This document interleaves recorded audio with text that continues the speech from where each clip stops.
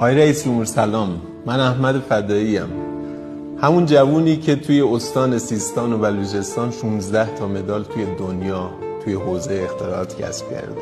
ببینید، من همیشه گفتم دلیل فرار مغزها اهمیت دادن به بی مغزها نیست. دلیلش اینه که کسایی که واقعا شایستن رو میخوایم حذف بکنیم.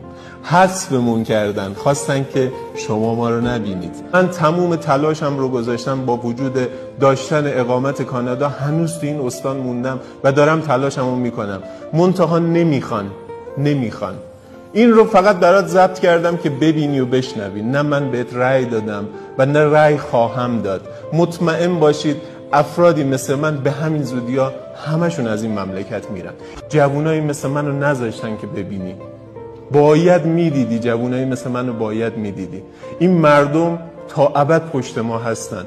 من افتخار میکنم به ایرانی بودن و به سیستانی و بلوچستانی بودنم، ولی تهش با یک عذرخواهی این وطن رو ترک میکنم و عذرخواهیم فقط از این مردمه که ضعیف بودم، نتونستم.